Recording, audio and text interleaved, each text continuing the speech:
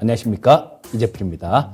지난주가 설 연휴 마지막 날이라서 그때 못 뵙고 한 2주 만에 뵙는 것 같은데요. 한 주 이렇게 건너뛰고 뵈니까 더 반가운 것 같습니다. 자, 설 연휴 전에 그런 말씀을 좀 드렸었죠. 이 시간하고 그다음에 목요일 금요일도 방송을 출연해서 말씀을 드린 게 반등 나올 때 됐습니다라는 말씀을 드렸는데요. 특히 이 배워야 산다 시간에서는 그 이격도를 보고 말씀을 드려서 조금 그대로 조금 흘러갔죠, 시장은. 그런데 오늘은 그 이격도에 대해서도 말씀드릴 거니까요. 자, 좀 집중해서 같이 이렇게 봐주시면 좋겠습니다.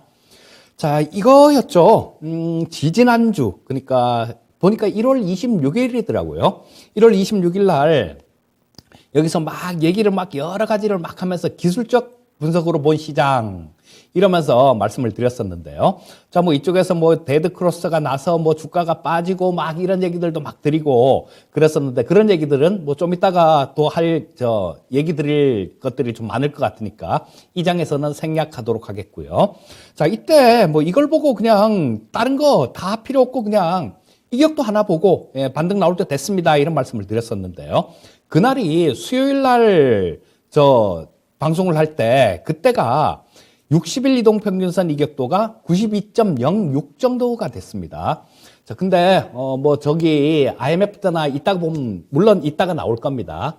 IMF 때나 서프라임 모기지론 사태 때나 팬데믹 때나 이럴 때 보게 되면 60일 이격도가 60 근처 이렇게 빠지기도 합니다. 그런데 그런 것들은 10년에 한 번 정도 있는 굉장히 큰 그런 어려움이 왔을 때 그런 것들이 나타나는 거고요.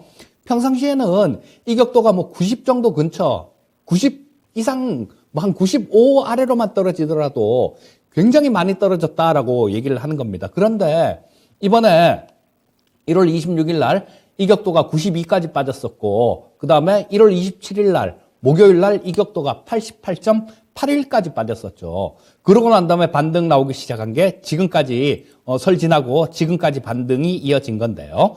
자, 그러면 그때는 지난 것도 얘기해 봤자겠죠. 지난 거 얘기해 봤자 할 거고, 그러면 또 앞으로 어떻게 될 것이냐, 이런 부분들도 또 한번 살펴볼 필요가 있을 겁니다.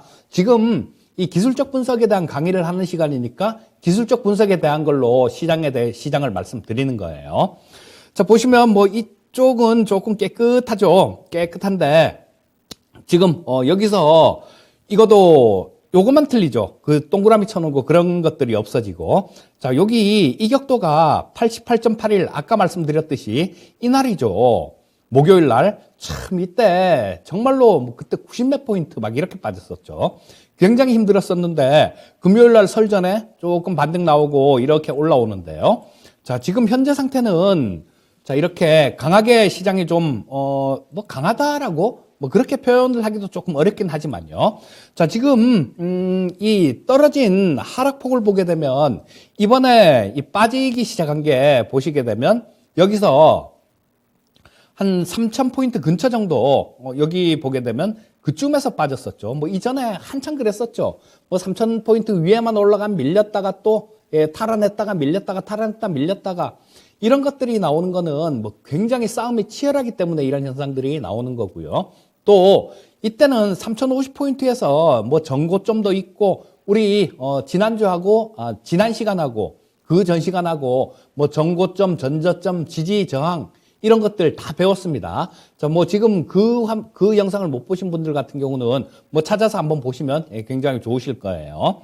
자, 여기 전저점, 전고점 뚫지를 못하고 계속 3,050 근처에만 가면, 즉, 3,000 넘어가서 그 중간에 3,000하고 3,050 사이, 그쯤 어디서는 계속 밀고 그런 모습이 나왔습니다. 그러다가 이 이평선 자체가 아래쪽으로 이렇게 좀 떨어지면서 급락하는 모습으로 이어졌는데요. 자, 이게 프로테이지로 계산을 해보면 위에서부터 빠진 폭이 한 15% 가까이 되는 그 정도가 빠졌습니다. 3,000포인트에서 2,600포인트도 깼으니까요. 15% 정도 빠졌는데 지금 묘하게 이게 좀 한 3가지 정도가 이렇게 좀 같이 엮이는 지점이 있습니다. 그게 2,800포인트 조금 내외 정도가 되는데요. 자, 이렇게 급락한 거에 보통 보면 우리 전에 제가 피보나치 수열에 대해서도 좀 말씀을 드렸었는데요. 피보나치 수열에 보면 뭐 30 전문가들 뭐 38% 반등이 나올 겁니다. 반등 나왔습니다. 뭐 50% 반등이 나왔습니다. 61.8% 반등이 나왔습니다. 이런 얘기들을 하는데요. 요게 다 그 피보나치 수열에서 나온 겁니다. 뭐 황금 비율이라고 얘기를 하죠. 근데 그 피보나치 수열에서 나오는 50% 대반등 되는 지점, 이때가 뭐 2800 전후가 됩니다. 자, 그러니까 이 피보나치 수열에 의한 목표치 계산을 해보면 2800포인트 근처쯤이 되고요. 좀 2800포인트 약간 넘게 있습니다. 자, 그리고 또 지금 현재 되게 좀 떨어지고 있는 이동평균선 20일 이평선이 지금 여기 빨간 선인데요. 이 빨간 20일 이동평균선이 이렇게 쭉 하향을 하고 있는 그런 모습이 나오고 있죠. 자, 제가 전에 이평선 처음에 지지난주 시간이었던가요? 말씀드릴 때 그런 말씀을 드렸죠. 방향성, 그러니까 올라가고 있는 이동평균선은 지지선 역할, 떨어지고 있는 이동평균선은 저항선 역할을 한다라는 그런 말씀을 좀 드렸었는데요. 자, 그런 모습이에요. 자, 22평선 자체가 위에서부터 이렇게 강하게 좀 이렇게 좀 떨어지고 있는 그런 모습인데요. 자, 여기서도 마찬가지 그런 현상들이 나옵니다. 자, 지금 2800포인트 약간 위에 선, 그 정도에서는 지금 이평선이 이런 구조죠. 이평선은 이렇게 떨어지고 있고 주가는 이렇게 올라가고 있고, 자, 그러다 보면 어딘가에서는 만날 거 아닙니까? 그렇죠? 자, 어딘가에서 만나면 그 선은 한 2800포인트 약간 위에 선 정도로 될 것 같고요. 또 이게 시간도 묘하게 좀 맞아 들어가는 것 같습니다. 지금 이따가 뭐 나스닥 시장도 뭐 기술적 분석으로 조금 보겠지만요. 그 나스닥 시장이 지금 22평선 근처에서 한번 저항받고 그다음 또 밀렸다가 막 그런 모습이 나오고 있는데, 이 나스닥 시장 같은 경우는 아마 내일 저녁에 나오는 물가 지표가 내일 CPI가 나오죠. 내일 저녁에. 거기에 따라서 좀 이게 돌파를 하느냐 결정적으로 못 하느냐 그게 갈라질 것 같은데요. 자, 우리나라 시장 같은 경우도 마찬가지, 나스닥도 그 50% 반등 나오는 구간, 그 구간에서 22평선하고 만났고요. 우리나라 시장도 마찬가지 묘하게 그쪽 자리에서 만나게 되는 그런 모습들이 나오고 있습니다. 자, 그렇다면 2800포인트 정도, 뭐 그때 이 명절 지나고 난 다음에 반등 나오는 거, 그때도 TV 출연할 때마다 그런 말씀을 드렸죠. 뭐 2800 정도 조금 위에 선, 뭐 그 정도까지는 반등이 나올 것 같습니다라는 말씀을 드렸는데요. 자, 뭐 지금 꼭 그런 모습이 나오고 있어요. 자, 그렇다면 이 2800포인트 정도에서는 우리는 신경을 조금 뭐 빨리 가면, 그렇죠? 내일이면 또 뭐 그까지 갈 수도 있는 거죠. 오늘 저녁에 만약에 분위기가 조금 좋으면. 근데 미국 시장이 오늘 저녁에는 조금 아마 횡보하는 그런 모습이 나오지 않을까 싶은 생각이 들어요. 왜냐하면 말씀드렸듯이 내일 저녁에 CPI라는 굉장히 중요한 그런 지표가 발표되기 때문입니다. 자, 근데 또 내일은 우리 시장의 옵션 만기죠. 옵션 만기 관련해 갖고는 이거 기술적인 부분하고 조금 요거는 만기 수급하고는 뭐 그렇게 별 큰 상관은 없는데요. 일단 이 옵션 만기 날 같은 경우는 얘기가 나왔으니까 말씀드리는 겁니다. 옵션 만기 같은 경우는 이 만기 영향은 그렇게 크진 않을 것 같아요. 벌써 저때 그 1월 말에 시장을 굉장히 많이 흔들어 놨기 때문에 만기로 인해서 흔들리는 그런 부분들은 없을 것 같고요. 자, 오히려 내일 시장이 만약에 우리가 강하게 조금 올라와 준다라면요, 요거는 미국 시장 쪽이 그 CPI 지수가 조금 낮게 나오는 그런 움직임을 좀 예측해 볼 수도 있을 거예요. 그래서 우리나라 시장이 그런 것들을 먼저 반영을 하는 경우도 굉장히 많습니다. 특히 만기 같은 날이 걸려 있을 때는 그런 경우가 굉장히 많아요.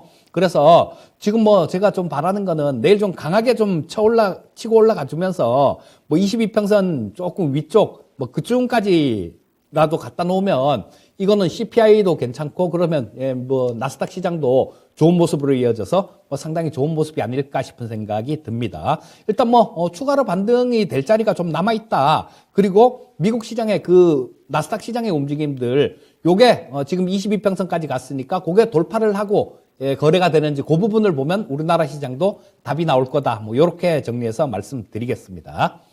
자, 지금 지난주에도 말씀을 드리다가 조금 말씀을 못 드린 부분, 이동평균선 쪽 말씀을 못 드린 부분이 있어서 오늘 다시 말씀드리겠습니다. 자, 이게 크로스 분석이라 하면 그렇죠. 뭐 위로 밑에서 위로 뚫고 올라가고 뭐 위에서 밑으로 뚫고 내려가고 이런 거를 얘기하는 거죠. 지금 이 화면에 나온 거는 그린빌의 8법칙이라는 게 있는데 그거를 이 화면에 표시를 해 놓은 겁니다. 그런데 이게 조금 좀 안 맞는 그런 경우도 많아요. 자, 이론적으로 뭐 이렇게 그림을 이렇게 그려 놓은 것 같은데요. 이쪽에서는 이렇게 보면 이런 그림은 거의 안 나오는 그림이다라고 보시면 돼요. 자, 이동평균선이 점선이죠. 주가가 파란색 선입니다. 자, 이게 이동평균선이 이렇게 올라가는데 주가가 뭐 이렇게 갈 수가 있나요? 이거는 그냥 그림에서 나오는 거지 실전에서는 나올 수가 없는 그림의 형태입니다. 자, 근데 요거를 뭐 그냥 설명하려고 이렇게 그려놓은 것 같은데요. 그렇게 보시면 됩니다. 자, 주가가 이동평균선을 위에서 밑으로 이렇게 뚫고 내려가면 요거는 데드크로스죠. 그래서 매도 관점, 그리고 또 아래에서 위로 이렇게 뚫고 올라가면 골든크로스라 그래서 매수 관점으로 접근을 해라. 뭐 그런데 또 거기에도 뭐 이동평균선이 이렇게 움직이는 모습들 이런 거에 따라서 조금 달리 해석을 해야 된다. 요 정도로만 일단 해석을 하시면 될 것 같아요. 그린빌의 8법칙은. 근데 이 그린빌의 8법칙이 되게 중요한 그런 부분들이 없잖아 있어요. 있기는. 뭐 그래서 우리 저 증권회사 직원들 투자 상담사라는 거 시험을 칩니다. 요즘은 증권 투자 상담사 뭐 이렇게 얘기를 하는데 옛날에는 뭐 투상 1종, 2종 뭐 이랬습니다. 이렇게 얘기를 했는데요. 2종은 증권 투자 상담사, 1종은 선물 거래 상담사 이렇게 얘기를 했었는데 뭐 거기에 증권 투자 상담사 시험을 칠 때도 이게 나와요. 시험을 칠 때도 이게 나오니까 뭐 상당히 좀 실전에서도 간혹 뭐 되게 유용한 건 아닌데 간혹 좀 되게 유용한 좀 써먹을 만한 그런 부분들도 나옵니다. 자, 요거를 그린빌의 8법칙을 하나하나 8가지를 다 살펴본다라는 거는 그건 무리겠죠. 그건 좀 무리고 자, 하나만 제일 처음에 나온 거 1번 하나만 좀 실전에서 뭐 어떤 비슷한 그림이 나왔는지를 살펴보도록 하겠습니다. 자, 여기에 보시게 되면 요게 삼성전자의 일봉이에요. 삼성전자의 일봉인데 이 그린빌의 8법칙 요거는 저 앞에서 설명한 거는 주가하고 이동평균선 이렇게 설명을 했는데요. 주가라는 건 여러분들 그렇게 이해를 하시면 돼요. 주가도 이동평균으로 이해를 하시면 됩니다. 주가는 하루짜리 이동평균선이다. 이렇게 이해를 하시면 그게 아마 가장 잘 이해하시는 걸 거예요. 자, 가장 단기선은 지금 뭐 그냥 선으로 이렇게 그어놓은 거 이동평균선은 5일선이 가장 단기선이죠. 그런데 당일날 종가, 주가는 1일짜리 이동평균선이다. 이렇게 보시면 되겠습니다. 자, 아까 1번에 이런 모습이 나왔었죠. 자, 이렇게 이 이동평균선이 이렇게 하향하고 있는데 주가가 이렇게 같이 이렇게 떨어지다가 조금 이렇게 돌리는 그런 구간이죠. 여기가 돌리는 구간이죠. 그 구간에서 이렇게 뚫고 올라가면 이건 매수 신호다 이렇게 좀 해석을 한다라는 그런 말씀을 드렸는데 딱 그런 모습이죠. 보시게 되면 여기죠. 요거. 자, 여기 22평선 자체가 이렇게 빨간 선이 22평선이 이렇게 내려오고 있죠. 여기서 이렇게 내려오고 있는데 자, 주가는 그 전에 주가는 더 급하게 이렇게 빠지죠. 자, 주가는 더 급하게 빠졌다가 바닥을 잡고 옆으로 이렇게 횡보하는 일정 기간 이렇게 횡보하는 그런 모습이 나옵니다. 그러면서 주가 자체는 22평선 자체는 이렇게 아래로 떨어지면서 주가하고 수렴을 하죠. 자, 요게 어떻게 보면요. 아까 우리나라 시장 코스피 지수 차트를 보고 제가 22평선하고 뭐 그런 말씀을 드렸는데 그거하고 차이점은 그런 거죠. 지금 이 삼성전자 같은 경우는 이평선이 이렇게 내려오는데 이렇게 했다가 옆으로 이렇게 하면서 수렴된 형태고 우리 지금 현재 나오는 지수 차트는 여기서 주가가 이렇게 빠지다가 일단 이런 형태까지 나온 그런 모습이죠. 그게 약간 차이긴 한데 자, 옆으로 이렇게 횡보를 하면서 이평선하고 수렴하는 그런 모습이 나옵니다. 그리고 여기서 이동평균선을 돌파를 하죠. 20일 이동평균선을 돌파를 합니다. 그러고 난 다음에 좀 22평선 돌파를 하고 지지받고 돌파하고 지지받고 돌파하고 지지를 받고 자 그런 모습이 나오다가 주가가 올라오는 그런 모습이 나오죠. 그리고 또 그 다음번에는 60일 이동평균선하고 그런 모습이 나옵니다. 주가 자체가. 자 여기서 뚫었죠 일단. 여기서 일단 저거는 뚫었는데 그러고 난 다음에 좀 지지를 또 눌림목 지지를 받고요. 자 그러고는 22평선 자체가 여기서는 이렇게 떨어지다가 이렇게 돌아 나오는 모습이 나오죠. 자, 22평선 위에서 주가가 버티고 왔다 갔다 하니까 이렇게 돌아 나오는 모습이 나오는 겁니다. 자, 그리고 떨어지고 난 다음에는 22평선 자체가 이렇게 돌아 나오는 모습이 나오니까 여기서 지지선 역할을 하게 되는 거죠. 그래서 아까 말씀드렸던 얘기가 이런 얘기입니다. 올라가고 있는 이동평균선은 지지선 역할로만 보시고 떨어지고 있는 이동평균선은 저항선 역할로만 생각하세요라고 말씀드린 게 이런 얘기예요. 자, 여기서도 뭐 그런 모습이 나왔죠. 자, 예, 돌파를 하는 모습이 나왔고 그리고 급등을 하는 모습이 나왔는데요. 그 다음에는 또 242평선이에요. 이거는 242평선 근처까지 좀 반등이 나왔다가 근데 여기서는 242평선 같은 경우는 워낙 장기 이평선이기 때문에 이걸 뭐 그냥 한 방에 뭐 5일선이나 21선 뚫듯이 이렇게 그냥 쿡 뚫고 가는 경우는 잘 없어요. 그리고 이 242평선 자체는 벌써 여기서부터 이렇게 휘어지는 모습이 나오죠. 이렇게 휘어지는 모습이 나왔기 때문에 이 휘어지고 있는 242평선이 주가를 끌어당긴 겁니다. 주가를 끌어당기고 이 주가가 또 밀리기 시작하니까 22평선 자체가 올라오다가 또 밋밋해지죠. 그리고 242평선까지 골든 크로스는 못 내고 22평선은 재차 꺾이는 모습이고요. 자, 요런 거예요. 지금 이 크로스 분석에 나온 거 1번은 이런 겁니다. 그러니까 주가 자체가 일단 저 이동평균선을 뚫어줘야 돼요. 그러고 난 다음에 이동평균선 자체를 돌리는 모습이 나와야 되는 겁니다. 자, 이게 저 뚫었다고 하더라도 돌리는 모습이 안 나오고 밀려버리면 그 추세는 강화되는 거예요. 이따가 뭐 이런 내용도 나올 겁니다. 자, 그래서 뭐 요런 거는 그냥 요렇게 딱 보니까 이해가 가시죠. 그렇게 어려운 건 없으니까. 그런데 지난번에도 말씀드렸습니다만 시청자님들 이거 그냥 보고 그러네 이러고 말면 여러분들 거 안 됩니다. 보시고 비슷한 걸 찾아보시고요. 종목들도 이렇게 과거 차트를 이렇게 많이 놓고 뒤로 이렇게 가다 보면 이런 것들이 심심찮게 흔하게 나타납니다. 그러니까 꼭 좀 복습을 해 보시면 좋겠습니다. 자, 일단 뭐 여기서는 저 그린빌의 8법칙에 나오는 1번을 좀 보여드렸고요. 자, 그리고 여기서 또 계속 크로스가 되는 부분들이 계속 이렇게 나오죠. 자, 여기서는 20일, 60일 데드 크로스가 나오죠. 처음에 여기서 데드 크로스. 자, 데드 크로스라는 건 단기 이평선이 중장기 이동평균선을 위에서 아래로 뚫고 내려가는 현상을 얘기하는 겁니다.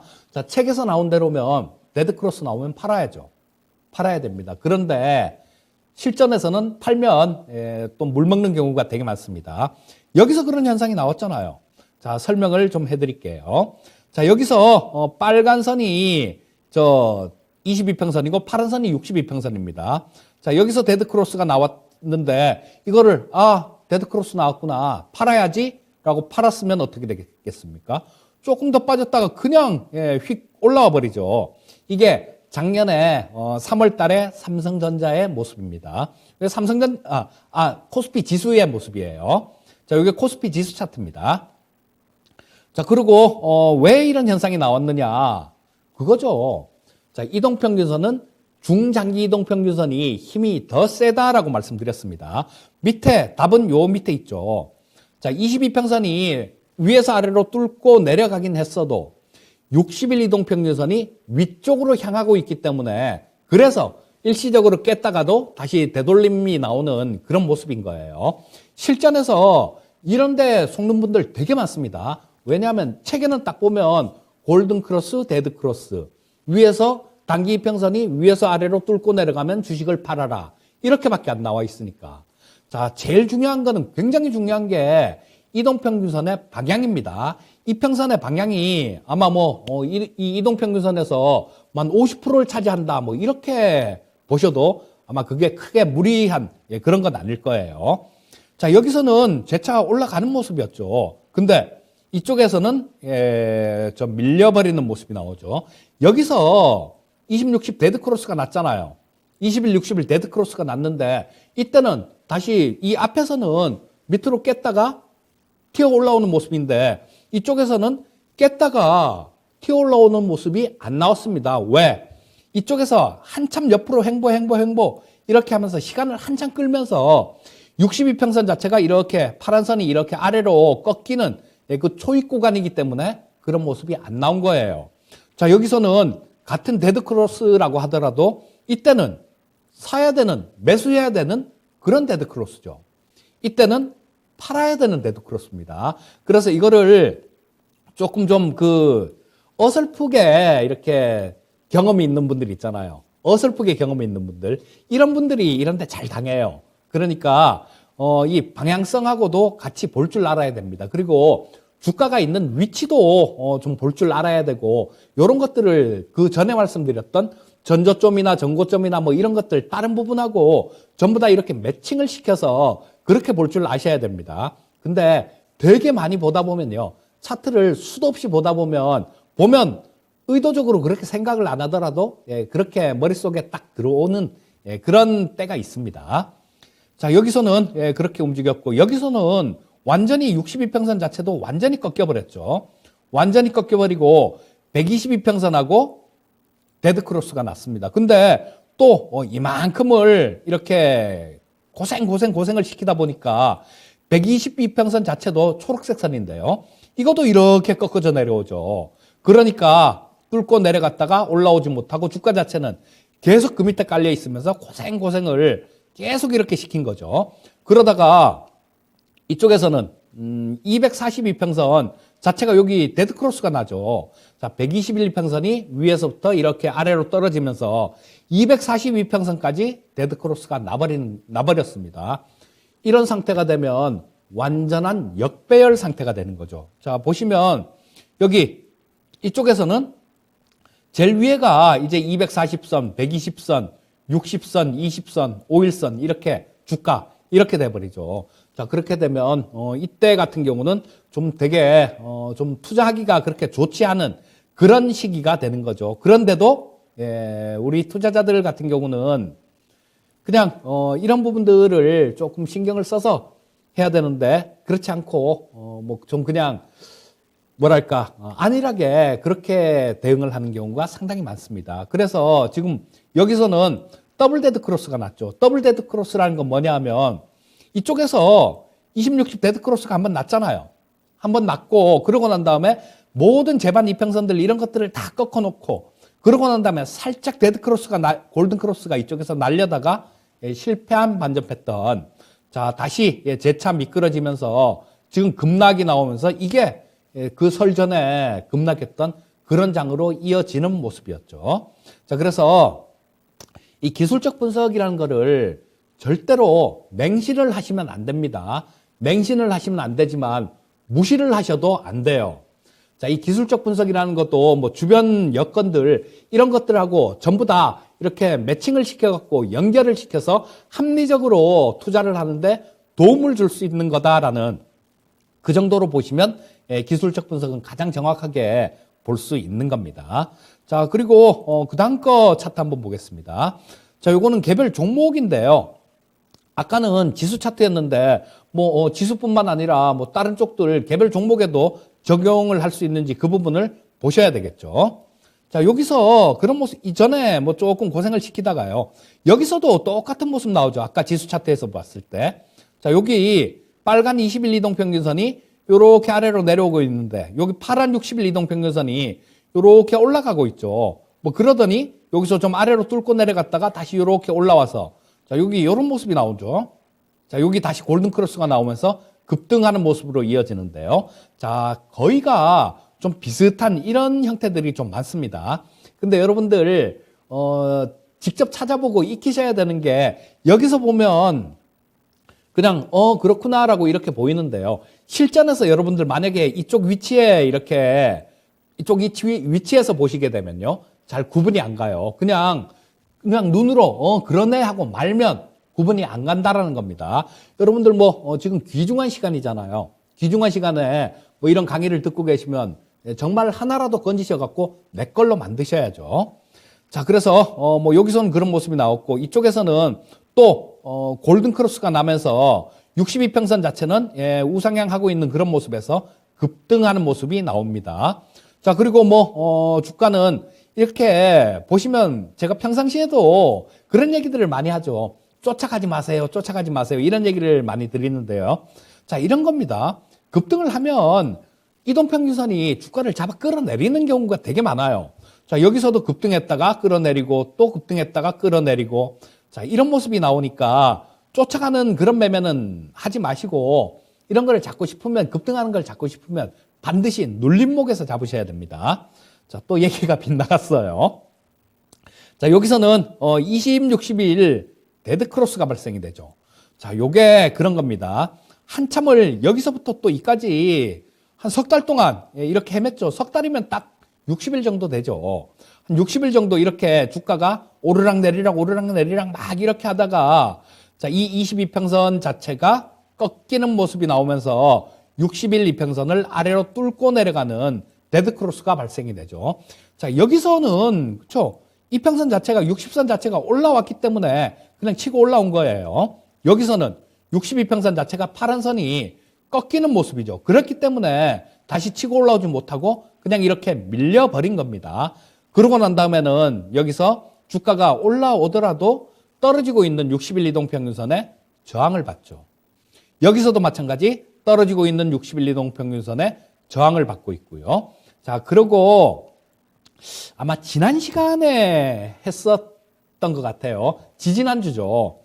이동평균선의 수렴, 확산 이런 거를 지지난주에 했던 것 같은데 여기서 딱 밀집이 되죠. 여기서 뭐 20일, 60일 그리고 240일 이평선까지 만났네요. 5일 주가 이렇게 네 가지가 만났네요. 122평선만 이 위에 있고 자, 그러고 난 다음에 여기서는 22평선 자체가 수렴이 다 되고 난 다음에 22평선 자체가 같은 위치에서 방향을 트는 모습이 나오죠. 그러면서 주가는 급등하게 되는 겁니다. 자, 그래서 이 이동평균선도 이 크로스 분석도 주가 이동평균선의 이 방향성들 움직이는 방향 이런 부분들을 먼저 보셔야 돼요. 그냥 단순하게 뚫고 올라갔네? 위에서 밑으로 깨고 내려갔네? 단순하게 이것만 보시면 안 된다라는 겁니다. 자, 그리고 나스닥 시장 아까 좀 말씀을 드렸죠. 자, 나스닥 시장 기술적 분석을 조금 드리려고 하는데요. 자, 지금 여기 보시게 되면 우리나라 시장이 요거도 빨간 선이 22평선입니다. 우리나라 시장 아까 처음 해볼 때 자, 22평선이 이렇게 뚫고 이렇게 아래로 이렇게 내려오는 모습이었죠. 주가는 이렇게 두들겨 맞았다가 뭐 이쯤 이렇게 되는 이런 모습이었고 자, 그래서 이거는 내려오고 있고 주가는 좀 올라가고 있고 나스닥 시장이 먼저 그런 모습이 나왔습니다. 보시게 되면 이때가 우리나라 설 연휴 때죠. 설 연휴 때 상당히 상당히 탄력 있는 4일 연속 올라왔으니까요. 상당히 탄력 있는 모습이 나오면서 22평선 근처까지 살짝 뚫었었는데 근데 이평선 자체가 아랫 방향으로 향하고 있잖아요. 그렇게 말씀드렸죠. 떨어지고 있는 이평선은 저항선. 이런 말씀을 드렸는데 딱 그렇게 맞아 떨어지고 있습니다. 자, 여기서 반등이 나왔는데 자, 뭐 떨어지고 있는 이평선, 22평선 자체가 주가를 끌어내린 걸로 보시면 돼요. 자, 뭐 하루 이틀 이렇게 조정받다가 지금은 또 지금 여러분들 나스닥 차트를 열어보시면요. 요게 20일 이동평균선 근처에 가 있어요. 근처에서 뚫을까 말까 막 그런 모습을 보이고 있습니다. 그런데 자, 지금 제 생각에는 조금 희망적인 부분을 좀 말씀을 드린다라면요. S&P 500은 뚫었습니다.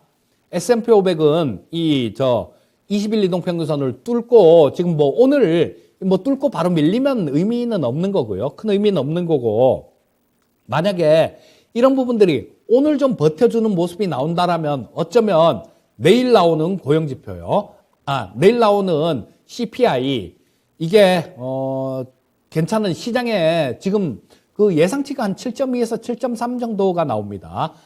소비자 물가 지수가 예상치가 7.2에서 7.3 정도 나오는데 그 정도 수준으로 나오면 아마 전에 그 고용지표가 워낙 좋게 나왔기 때문에 조금 시장이 힘들어할 가능성이 많아요. 그런데 이거보다 아래로 나오면 시장은 상당히 좀 환호를 할 수도 있습니다. 그래서 오늘 저녁에 만약에 이걸 안 무너뜨리고 뭐 나스닥 시장도 마찬가지 이거를 그렇게 무너뜨리지 않고 다시 반전하는 그런 모습이 나와주고 조금 버텨준다라면 그렇죠. 이쪽에서는 진짜 이거는 저 진바닥으로 볼 수 있는 거죠. 진바닥으로 볼 수 있고 또 요거는 뭐 저 이평선 크로스 분석은 아니지만 올라갔다가 좀 밀렸다가 다시 뚫고 올라가는 그런 모습이 나와서 요쪽에서 좀 이렇게 왔다 갔다 하면 그렇죠. 여기하고 여기 쌍바닥 패턴이 되게 되는 거죠.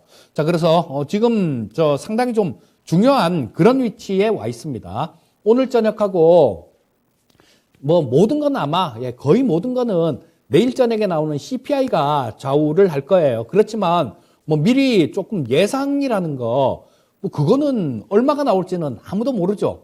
요즘 뭐 그 경제 지표가 보완이 굉장히 잘 되는 것 같아요. 그 저 실업 지표 저 신규 일자리 수 그것도 백악관에서도 별로 안 좋을 것 같아 뭐 이런 얘기를 했는데도 그렇게 굉장히 많이 증가하는 그런 숫자가 나왔으니까 자 근데 요런 것들을 기술적인 분석을 먼저 통해서 그런 부분을 조금 미리 예측을 해볼 수도 있습니다. 그래서 뭐 오늘 저녁에 만약 좋은 모습이 나오면 CPI 같은 경우도 긍정적으로 나올 확률이 많겠다. 뭐 요렇게 일단은 봅니다. 자 그래서 근데 여러분들 큰 틀에서는 그쵸 우리나라 시장도 마찬가지입니다. 큰 틀에서는 벌써 역배열이 돼버렸어요. 가장 위에 242평선 그 다음에 뭐 나스닥 같은 경우는 덜한데 우리나라 같은 경우는 굉장히 확실하게 역배열이 돼버렸죠. 240일, 120일, 60일, 20일, 5일 주가 이런 식으로 돼 있기 때문에 이게 좀 탄력은 제한적일 겁니다. 그리고 이런 것들을 돌리기 위해서는 시간이 굉장히 많이 필요할 거예요. 자, 그래서 이 나스닥 같은 경우도 지금 상당히 중요한 자리에 와 있으니까 좀 반등 시도를 뭐 요렇게 조금 이어준다라면 그 소비자 물가 지수 뭐 그거하고 좀 더 좋은 그런 모습을 보일 수도 있겠다라는 생각입니다. 자, 그리고 상당히 또 중요한 그런 것들을 하나 지금 또 말씀을 드릴 건데요. 자, 패턴이 이렇게 몇 가지 패턴이 있죠. 근데 가장 중요한 게 실패한 반전 패턴입니다. 여러분들 이 뭐든지 마찬가지예요. 이 사람이 사는 거하고 이 주식 시장도 마찬가지 우리 호모사피엔스가 만드는 거죠. 인간이 만드는 겁니다. 그렇기 때문에 사람들 생활 양식하고도 비슷한 것 같아요. 자, 실패한 반전 패턴 뭐 어떤 걸 하려다가 어떤 시도가 있다가 예를 들어 빠지다가 이거를 되돌리려는 그런 움직임이 나오려다가 다시 실패를 한다거나 또는 위쪽으로 가고 있다가 이걸 꺾으려는 그런 움직임, 그런 시도가 있었는데 그게 꺾이지 않고 다시 극복을 한다거나 이런 모습이 나오면요. 실패한 반전 패턴이죠. 자, 이렇게 가는 추세를 꺾으려다가 못 꺾었으니까 실패한 반전 패턴이다 이렇게 얘기를 하는데요. 실패한 반전 패턴은 기존 추세가 강화가 되는 걸 의미합니다.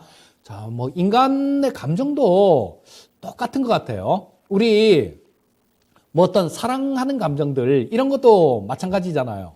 내가 뭐 되게 좋아하는 그런 사람이 있는데 저 사람한테 정을 좀 떼고 싶은데 떼려고 시도를 하다가 안 되면 어떻게 됩니까? 더 깊어져 버리죠.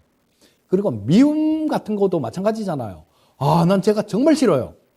제가 정말 싫은데 어떻게 좀 노력을 해서 야, 그래도 한번 잘 지내보자. 이렇게 해갖고 노력을 막 하는데 또 좀 안 좋은 그런 모습을 보게 되면 야, 저거는 진짜 도저히 안 돼, 저거는. 이렇게 하면서 그 미워하는 마음, 증오하는 마음 이런 것들도 더 커지죠. 그거랑 똑같다라고 보시면 됩니다. 제가 이 기술적 분석도 그렇고 주식시장이 사람 인생하고 굉장히 많이 닮아 있다라고 말씀을 드리는데요. 이런 부분에서도 다 똑같습니다. 그래서 참 정말로 묘해요. 정말로 묘합니다. 그래서 그런지 이 어르신들 70세 이상 어르신들이 수익률이 제일 좋다 그럽니다. 자, 그리고 이 반전 패턴 같은 경우는 뭐 너무 긴 이동평균선으로 하면 그거 다 빠지고 난 다음에 신호 나오고 그렇습니다. 이 반전 패턴은 22평선하고 62평선 정도 요걸로 해석을 하시면 가장 좋아요. 5일 이동평균선으로 해석을 하면 이거는 너무 빨리 변합니다. 너무 빨리 변하고 속임수 패턴이 너무 많아요. 자, 그래서 당일 종가는 아까 말씀드렸듯이 가장 단기 1일 이동평균선이다. 이렇게 보시면 되겠습니다. 자, 이거 정말로 그런 말씀을 드렸었어요. 이때 9월달 이때도 그렇고요. 또 1월달도 그렇고 1월 초도 그렇고. 자, 여기 이동평균선이 아까 방향성에 대해서 좀 말씀을 드렸었죠.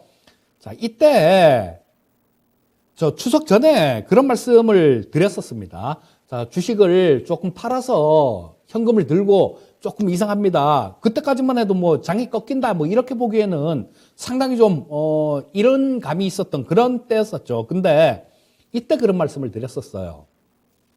지금하고 똑같은 말씀을 드렸었습니다. 자, 여기서 지금 이 20일 이동평균선 자체가 지금 이렇게 하락 전환했다가 자, 요렇게 반전하려는 여기서 보시게 되면 자, 여기 하락하고 있죠. 하락하고 있다가 여기서부터 시작해서 조금 돌아 나오려는 그런 모습이 나오고 있죠.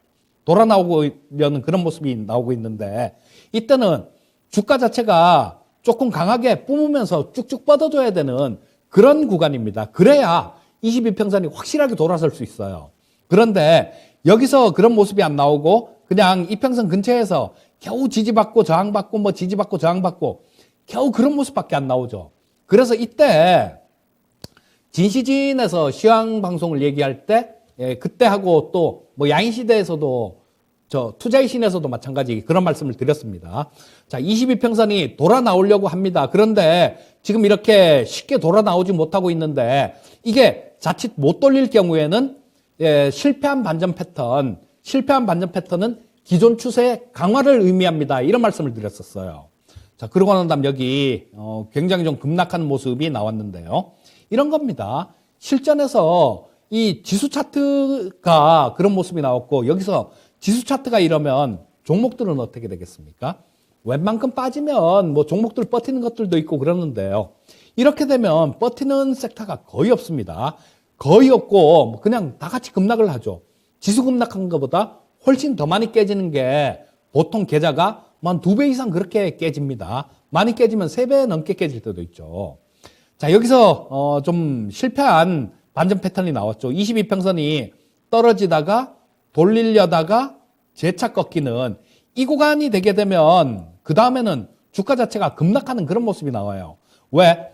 기존 추세에 강하면 여기서 이런 기울기였다라면 여기서는 이런 기울기니까 더 심한 기울기가 나오려면 주가 자체는 더 급하게 빠져야 되는 거니까요. 자, 이게 그런 모습 나왔고 여기서는 22평선이 아니라 62평선에서 그런 모습이 나왔습니다. 자, 62평선도 이쪽이 꺾어져서 이렇게 좀 아래로 이렇게 향해 가고 있죠. 근데 주가 자체가 여기서 보시게 되면 이렇게 몇 달 동안 자, 한 달, 두 달, 석 달 정도면 60일 정도 되죠. 자, 여기서 이렇게 횡보를 하다 보니까 이 62평선 자체가 이렇게 내려오다가 좀 밋밋한 그런 구간이 나오게 됩니다. 여기서 이거를 돌렸어야죠. 이렇게 돌리려면 주가 자체가 이 62평선을 강하게 치고 나가줘야 되는 그런 모습이 나와야 되는 거였죠. 근데 여기서 여러분들 보시게 되면 이런 모습이죠. 자, 뭐 이때 다들 아시죠? 아까도 잠깐 말씀드렸듯이 3천 이상만 가면 밀리고 그게 여기 전고점 여기에 닿는 그런 구간이죠.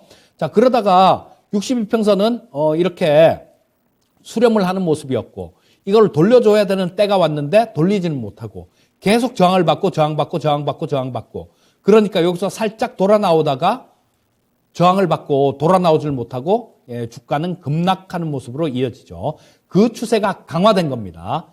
이 22평선도 여기서 보시게 되면 살짝 돌아 나오려다가 여기서 돌아 나왔으면 골든크로스가 됐겠죠.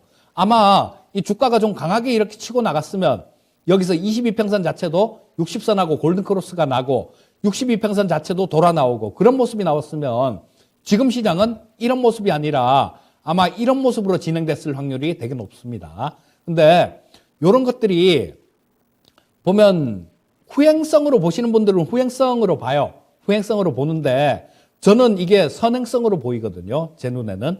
자, 이동평균선의 방향도 어느 정도 예측을 할 수 있습니다. 예측 가능해요. 근데 이거는 뭐 지금 말씀드릴 시간도 안 되고 전에 배워야 산다 해서 한 두어 차례 말씀을 드렸는데 뭐 그거를 좀 들으신 분들 같은 경우는 기억을 하고 계시면 다행이고요. 자, 예측을 할 수 있는 그런 부분들이 있는데 뭐그 부분에 대해서는 다음에 나중에 기회가 되면 한번 말씀을 드리도록 하겠습니다. 자, 여기서 그런 모습 나오죠. 또 떨어지고 있는 이평선, 아까 말씀드렸던 그런 거하고 계속 일맥상통하는 거예요. 자, 떨어지고 있는 이동평균선, 62평선, 22평선 한꺼번에 몰려있는 자리, 51평선까지 몰려 있었네요. 자, 다 수렴했다가 아래쪽으로 확산되는 그런 모습이었죠. 자, 요것도 뭐 다른 얘기로 이렇게 풀어갖고 말씀을 드리면 수렴, 확산 이런 식으로도 말씀드릴 수 있겠죠. 자, 요렇게 보고 하시면 충분히 이해가 가실 텐데요. 다시 한번 말씀드리지만 보고 말면 여러분들께 안 됩니다. 자, 여기 이거는 또 삼성전자예요. 아까 그거는 코스피 차트였었고 삼성전자 차트입니다. 자, 여기서 저 62평선이 워낙 강하게 이 삼성전자는 뭐 작년 4월달 그때부터 꺾였었죠. 자, 꺾이기 시작해갖고 계속 주가가 그 아래에 계속 깔려서 못 올라오죠. 자, 뭐 떨어지고 있는 이동평균선, 60일 이동평균선에 계속 저항을 받는 모습이에요. 계속 저항을 받는 모습이고, 이때 뭐 살짝 돌파를 했는데, 뭐 이때는 22평선 자체를 살짝 돌리려다가 실패를 했네요. 자, 여기서도 그런 패턴이 나왔네요. 자, 보시게 되면, 자, 22평선이 이렇게 강하게 좀 하락을 하죠. 근데 여기서 살짝 돌리죠.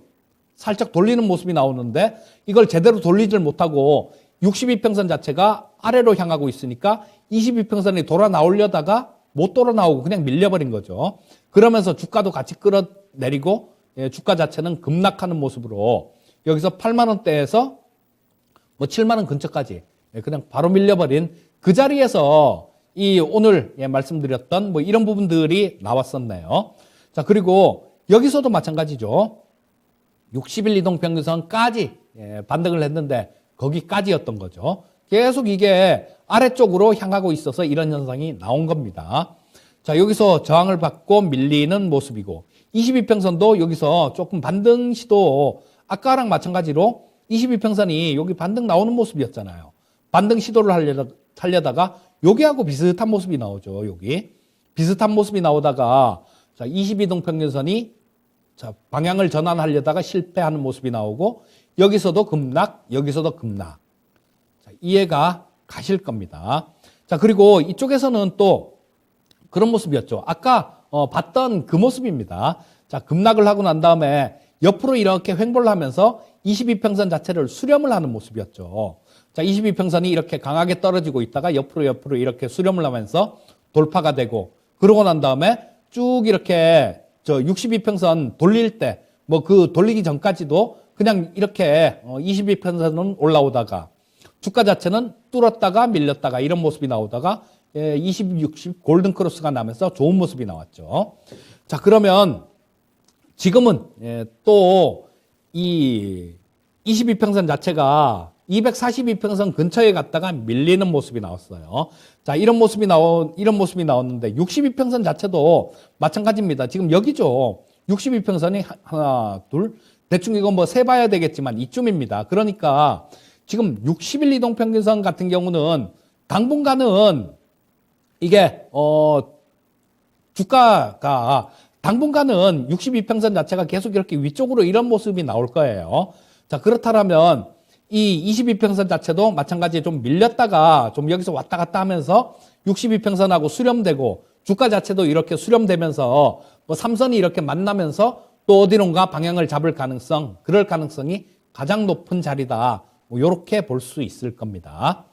자, 근데 지금 시장 분위기가 좋을 때 같으면 종목이 치고 나갈 수 있는데요. 지금 시장 분위기는 완전히 역배열이 된 상태죠. 완전히 역배열이 된 상태이기 때문에 그렇게 만만치는 않을 것 같은 생각이 듭니다. 자, 그리고 다음으로 넘어가겠습니다. 이격도로 넘어갈게요. 자, 이격도는 뭐 말 그대로 이거죠. 주가하고 얼마나 떨어져 있느냐. 이동평균선하고 주가하고 얼마나 떨어져 있느냐. 뭐 그겁니다. 자, 이게 그래서 제가 가끔 농담을 하는데요. 진짜 그런 분 계세요.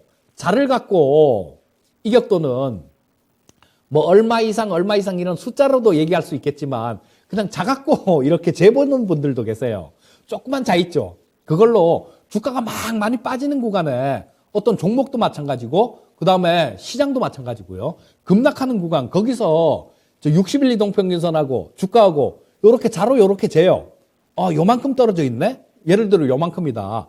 요만큼 떨어져 있네? 전에는 얼만큼 떨어져 있을 때 반등이 나왔지? 전에 딱 갖다 대보고 전에가 더 많이 빠졌으면 좀 더 빠지면 사야지. 그렇게 하고 또 전에보다 더 많이 빠졌으면 이거는 진짜 사야 되겠다 라고 생각하고 그냥 아무 생각 없이 매수하는 그런 분이 계시는데요. 그분 같은 경우는 이번에도 꽤 벌었겠죠. 추석 전에 이격도가 88까지 빠졌지 않습니까? 자를 갖다 그 전에 이격도가 91점 얼마였을 거예요. 그 전에 반등 나왔던 제일 많이 빠졌을 때가 91점 얼마였었는데 88까지 빠졌으니까 자를 갖고 이렇게 재봤으면 그거보다 더 차이가 났으니까 주식을 샀겠죠. 자, 이거는 주가하고 이동평균선하고 얼마나 떨어져 있느냐 그 차이를 나타내는 겁니다.